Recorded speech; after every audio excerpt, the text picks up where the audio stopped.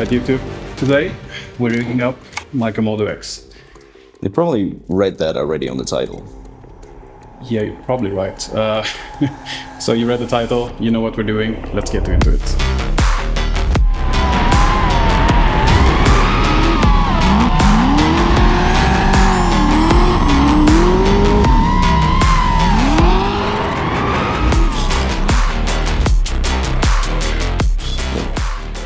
But Pontus, the camera is already rigged.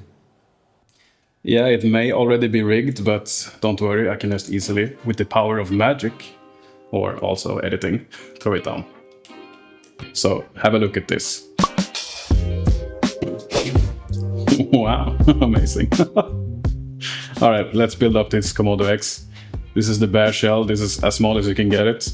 It's actually really tiny when you actually look at it, but as you are gonna see, it does get quite a lot bigger. That's what she said. Yeah. You should have that. That's going in the video, yeah. My opinion, the most important part, and I always put on the cage first. I primarily use a cage to have more mounting points on the camera, but in addition it also does protect the camera in case it ever does fall to the ground, which you wouldn't know it, but it does actually happen more times than you would think. There isn't a particular reason that I chose the Tilta cage over any other cage. It is simply because with the old Komodo, I had a Tilta cage as well, so I figured why not use the same thing. Doesn't really matter what cage you use, they all have, I would say, the same usability. A small addition which I really like with this cage is that you get this thumb screw and you get the 4mm hex key as well.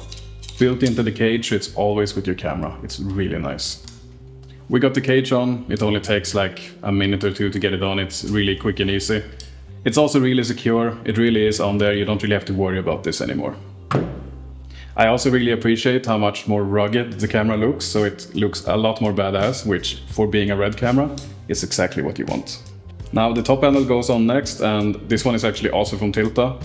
It's a nice handle, we got some silicone underneath, it's a nice grip, and it also builds up quite a bit so you can still see the screen and interact with it while still having a top handle on there. Quite a nice little thing. This monitor is the Portkeys BM5 III, and I picked this one specifically because I can control the RED Komodo-X wirelessly via the monitor. It is actually superb having that function, and I really appreciate having it. Additionally, it's also 5.5 inches, so it's just big enough for my needs. That's what she said. The monitor also goes up to 2000 nits, which enables me to use it outside in the sun without any issues, which I really do appreciate. I really don't like cables, and I try and minimize them as much as possible, and I even coil them within themselves, so hopefully they are as little in the way as possible. To keep my cables as tidy as possible, I use these Smallrig cable handlers, which just use a 1/4 inch screw and a silicone padded thing that holds your cables. They're actually really nice, and I always have a few of them in my camera bag.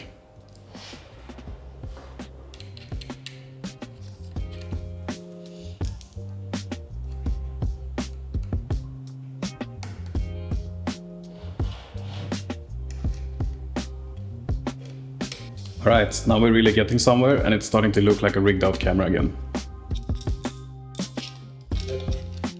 I'm not gonna claim that I have any order to this madness, but let's just put on the bottom plates.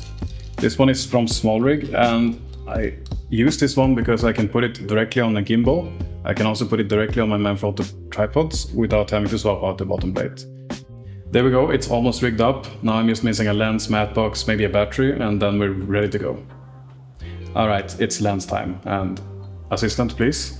Oh my god, that doesn't feel right. This is the Irix 21mm PL lens. So this lens goes around €1,500, which for a PL lens is not that bad. It's a T1.5, so it's pretty strong in the low light, and I don't love PL lenses because they're usually a lot bigger and a lot more bulky. But this one isn't really that bad for being a PL lens. The weight is around 800 grams, so with the adapter, the total package is around 1 kilo, which for being a PL lens, not that bad at all. And also I really appreciate the 21mm. Now, if I had a full frame camera, this one might have been too wide for everyday applications, but due to the sensor being a Super 35 inside the Komodo-X, this is equivalent to around 30 to 35mm focal length. So for me and my use case, it's actually the perfect lens. And a great thing about the Komodo-X is the locking RF mount. So you can just lock it off, and the PL mount is of course also locking, so the lens does not move at all. Like the lens and the camera body, they are welded together. So that's really nice if you have a first AC. Because the motor doesn't move the lens around, you don't get that image shift you can maybe otherwise get on the cheaper Canon cameras or the old Komodo. Talking shit on Canon, bro. Talking shit on Canon, bro. The fuck? Alright, we're almost at the end and now it's time for the battery. This one is the KNF concept, or the Ken Fate, I believe they're called. It's just a normal 99 watt battery, but it does feature PD charging, so USB PD charging. I prefer using a small USB PD charger and just charging my batteries via USB. This one can take up to 100 watts, so it charges from 0 to 100% in just about 1 hour. So it's actually really perfect. I have a couple of these and they last me the whole day. For a follow focus system, I use the Nucelus Nano 2. It's really great, it's only 300 bucks. The range is as far as you would ever need.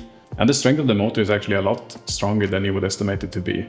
I haven't found a lens yet that this motor cannot handle. So even if I found a Nucleus M or maybe a C Motion for sale, I wouldn't pick them up anyway. I don't need any better performance than this offers. This is a very controversial topic, but I keep my focus unit on the left side of the camera. If you keep yours on the right side, I bet you're doing better focus pulling than I am. For me, it just makes sense to have it on the left side. I cannot tell you why.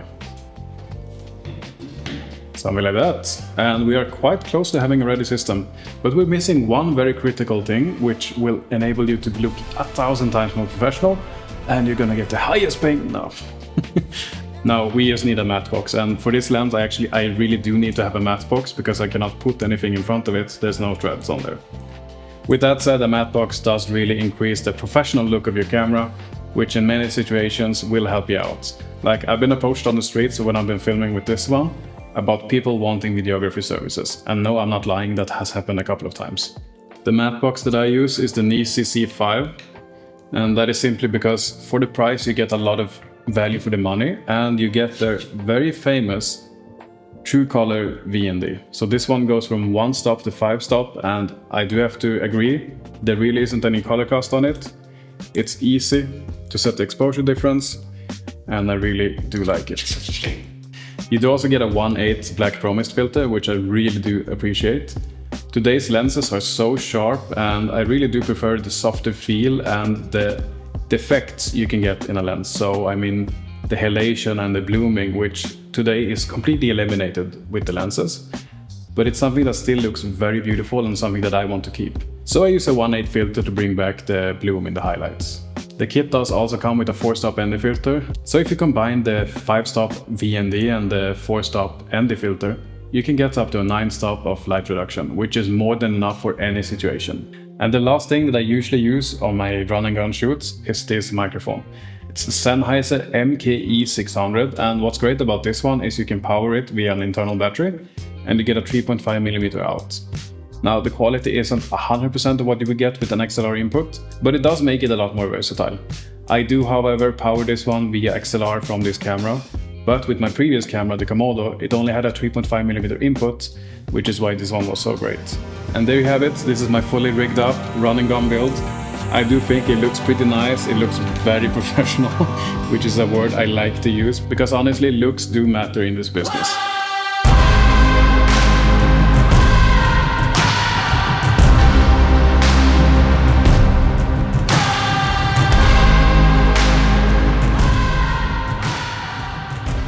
So this is my run and gun setup, but what if I'm on a bigger shoot where we have a director, we have a first AC, and I need to rig it around for that?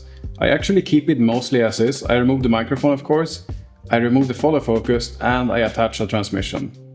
This is the DJI Transmission, and it works absolutely perfectly. There is some delay for sure, it's around 70 milliseconds, which is less than 1/15 of a second. I don't personally notice that when I'm pulling focus. For me it's fine, but I am not a first AC, and I'm not a pro focus puller. But for the projects I've used it, it does work absolutely perfectly. And I really do prefer having these V-mount plates because you can sandwich it between the camera and the battery. So it just goes on like this, and it's done. It doesn't take up all of that much space, and I really do appreciate this over having someone rigging it out outside here to get better reception or whatever. It just makes the camera package so much more bulky. Now I added maybe half a kilo in weight, It's not that much worse, and I get a video transmission to my director, first AC, whatever. And boom, that's a battle-ready Komodo-X. Now, let me know in the comments how you would rig this out. Would you change anything? Or is this actually the perfect Komodo-X rig? If you want to see what this rig can do, then I have some upcoming videos for you. I shot a music video, I even shot a car commercial for KTM using this rig. So do hit that subscribe button, leave a like or dislike. Any engagement really does help. Please leave a comment, I love you. Okay, I'm done. Do you want to say bye? Nope.